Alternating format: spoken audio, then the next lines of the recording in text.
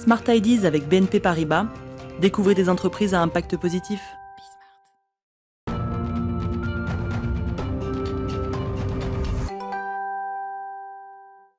Smart Ideas avec Margot Bruino, bonjour, bienvenue. Vous êtes la cofondatrice des éditions En Cavale, créées en 2019 avec Astrid Faure. C'était quoi votre idée de départ, En Cavale ? Les éditions En Cavale, c'est une maison d'édition de jeux d'enquête pour enfants, nouvelle génération. Un de nos buts, c'est de s'attaquer à un problème de société qui est la surexposition des enfants aux écrans, avec tous les problèmes qu'on connaît aujourd'hui, les déficits cognitifs, mais surtout les déficits de créativité, d'imagination que ça entraîne.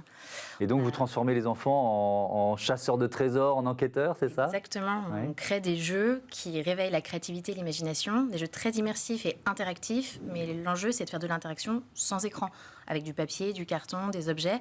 Et donc tout repose sur de l'échange épistolaire, de l'échange postal, où on leur donne un rôle de super-héros, un rôle d'espion, ils doivent mener des enquêtes et nous répondre à l'Académie des enfants espions. Comment ? Donc ça, c'est une boîte qu'on reçoit chez soi, c'est ça ? Expliquez-nous. Ouais, exactement.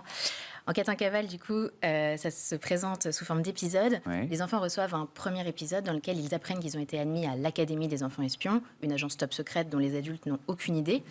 Et on leur explique qu'ils ont été choisis, eux, spécifiquement, pour leur esprit créatif, leur ingéniosité, et vraiment leurs yeux d'enfant à eux, qui fait qu'eux vont pouvoir sauver le monde plutôt que les adultes. On leur confie tout un tas de matériel, un carnet d'enquête, des jolis objets, donc des roues cryptographiques pour déchiffrer des messages. Ils ont tout un tas d'énigmes à résoudre, mais surtout, on va leur demander de nous répondre à l'écrit grâce à un bulletin-réponse et une lettre préaffranchie. Ils vont mener leur enquête, nous écrire et recevoir la suite de leur enquête, donc sous forme d'un deuxième épisode, etc. etc. On va parler du calendrier de l'aventure dans un instant, mais cette histoire, elle est liée aussi à votre histoire personnelle. Pourquoi ? Avec Astrid, on est des grands enfants toutes les deux. J'ai grandi dans un centre de loisirs entouré de beaucoup. Votre maman était directrice de centre de loisirs, c'est ça, c'est drôle.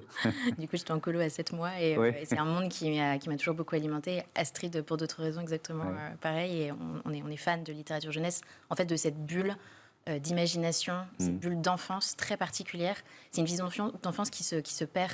Oui, et puis avec cette idée d'être un acteur et pas d'être passif derrière un écran. Alors, le calendrier de l'aventure, c'est quoi l'idée ? C'est un calendrier sortir des chocolats qui ne sont pas très bons et des jouets microscopiques fabriqués loin d'ici. On va dire ça comme ça.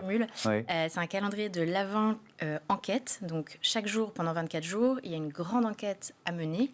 Cette enquête est portée par de l'audio. Donc, on va pouvoir écouter en famille un épisode avec une histoire qui emmène les enfants en haute montagne.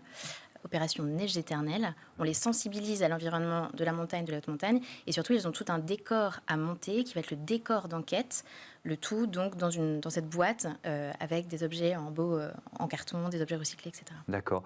Combien ça coûte ? C'est un abonnement ? C'est quoi le système ?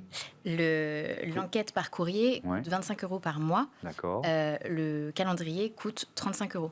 D'accord, 35 € pour recevoir tous les jours un message audio différent, c'est ça ? Exactement, avoir ça, un nouvel objet et puis recevoir chaque jour l'histoire. Alors, ce sont des enquêtes qui sont made in France et inclusives. Pourquoi ? Expliquez-nous. Alors, made in France, pour le choix à la fois de nos producteurs, donc presque tous nos producteurs sont en région Rhône-Alpes spécifiquement, et sinon en France.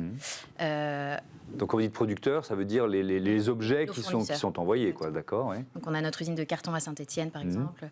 Le choix de ces fournisseurs s'est aussi fait sur des critères éco-responsables. Donc on regarde leur certification, les labels FSC qu'on connaît bien, des labels un peu plus niches comme Imprime Vert. Donc c'est vraiment un label qui va compenser l'économie du print et rendre cette économie plus verte. Et puis la partie inclusive, c'est la partie plutôt montage. Donc on travaille avec un ESAT et un EA, une entreprise adaptée. C'est des ateliers où des personnes avec des handicaps travaillent, ont un rythme complètement adapté à leurs besoins.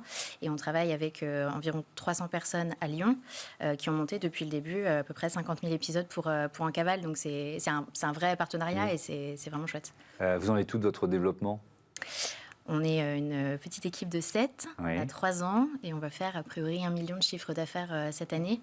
C'est que le début parce que nous, le but, c'est surtout d'avoir le plus d'enfants en cavale sensibilisés à ces thématiques de la nature donc qu'on promeut à travers nos enquêtes, à travers la France et le monde. Aujourd'hui, il y a 20 000 familles, mais voilà, on espère beaucoup beaucoup plus demain. Eh ben, on vous le souhaite. Merci beaucoup. Merci Margot Bruno. Bon vent aux éditions En Cavale. Voilà, c'est la fin de ce Smart Impact. Je voudrais remercier Joséphine Dacoury à la production et à la programmation, Margot Ruot, Romain Luc à la réalisation et Saïd Mamou au son. Je ne dirais pas quel qualificatif a choisi Joséphine Dacoury pour qualifier Saïd Mamou aujourd'hui. Ce ne serait pas sympathique.